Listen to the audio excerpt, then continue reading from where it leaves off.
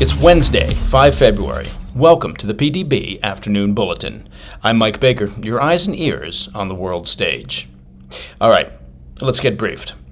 First, we'll look at a press conference from President Donald Trump where he warned Iran that he's left instructions for their total obliteration if they move to assassinate him. He later walked back his aggressive rhetoric and said he's eager to strike a new nuclear deal with the mullahs. Well, that'll keep the regime guessing. Then, the White House is moving to shake up the CIA, the Central Intelligence Agency, offering buyouts that would provide full pay and benefits for 8 months to employees in exchange for their resignations. But first, our afternoon spotlight.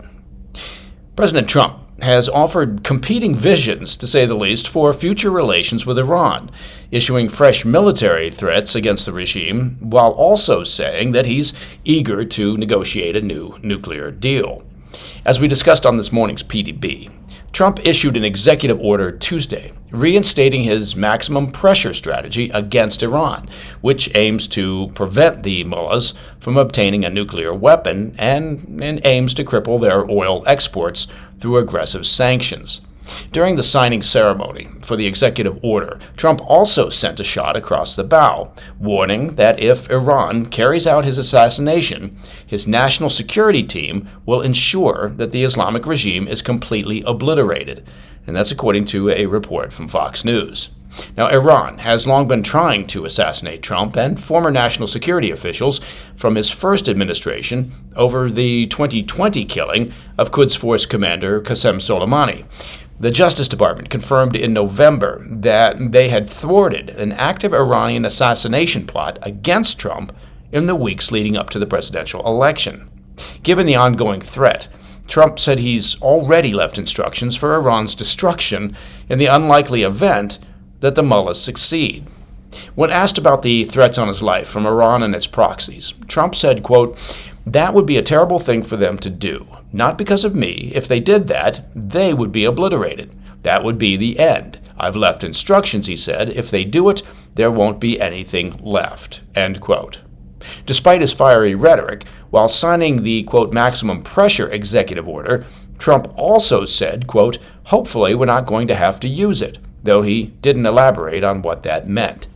Then, on Wednesday morning, Trump dramatically softened his stance, saying in a post on Truth Social that he wants to immediately start working on a new nuclear deal with the Iranian regime that would allow the country to, quote, "peacefully grow and prosper."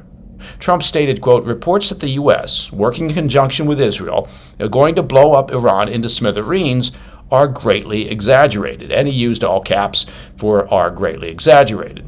I would much prefer a verified nuclear peace agreement." Trump added, quote, "We should start working on it immediately and have a big Middle East celebration when it's signed and completed. God bless the Middle East," end quote. Now, Iran has not yet responded to the whiplash-inducing turnaround by Trump.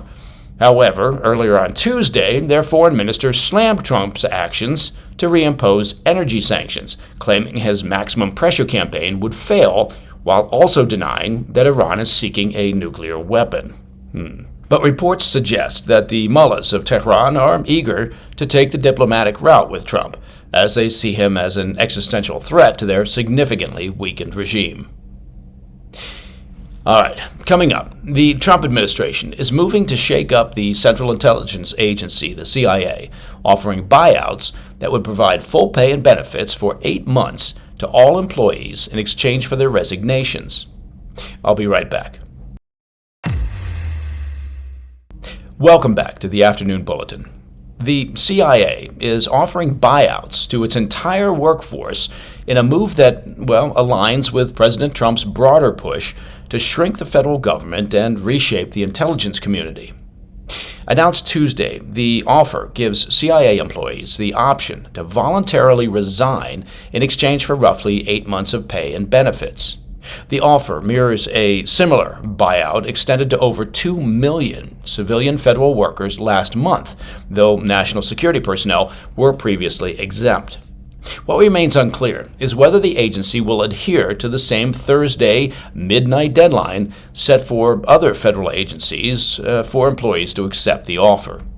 Despite the buyout offer, career coaches specializing in federal employment say that interest currently remains low. Employees are wary of whether they can take new jobs during the payout period or if they'd be eligible to return to government service under a future administration. In the meantime, hiring has been frozen and conditional job offers are under review to ensure that they align with the agency's shifting priorities under newly confirmed CIA Director John Ratcliffe. Under Ratcliffe's leadership, the agency is expected to turn its focus toward the Western Hemisphere, shifting attention to nations not traditionally viewed as adversaries. Among the priorities, ramping up operations against Mexican drug cartels, which were designated as terrorist organizations by Trump on his first day in office, and reportedly engaging in espionage efforts aimed at giving Trump leverage in trade negotiations. According to an aide to Ratcliffe, this could include spying on Mexico's government during ongoing trade disputes. Trump administration officials have made no secret of the broader purpose behind the buyouts, framing them as more than just a downsizing effort. The administration sees them as a way to push out those unwilling to align with Trump's agenda. A CIA spokesperson described the move to the New York Post as an effort to, quote, infuse the agency with renewed energy, end quote. Well, that's one way to put it. During its confirmation hearing last month, Ratcliffe pledged to make the CIA more aggressive in both espionage and covert operations, particularly against China and international drug cartels. Ratcliffe stated to lawmakers, quote, to the brave agency officers listening around the world, if all of that sounds like what you signed up for, then buckle up and get ready to make a difference, adding, quote, if it doesn't, well, then it's time to find a new line of work, end quote. For now, it remains unclear whether other intelligence agencies within the 18-agency intelligence community will follow suit with similar buyout programs. And that, my friends, is the PDB Afternoon Bulletin for Wednesday, 5 February. If you have any questions or comments, please reach out to me at pdb@thefirsttv.com. And of course, as you may already know, to listen to the show ad-free, well, it's simple. Just become a premium member of the President's Daily Brief by visiting pdbpremium.com. I'm Mike Baker, and I'll be back tomorrow. Until then, stay informed, stay safe, stay cool. Hey, thanks for tuning in. If you enjoyed this video, don't forget to hit that like button and leave a comment, a really positive, nice, and kind comment. That would be appreciated. And if you're not already subscribed to our channel, make sure to subscribe and turn on notifications so you don't miss any of our daily updates.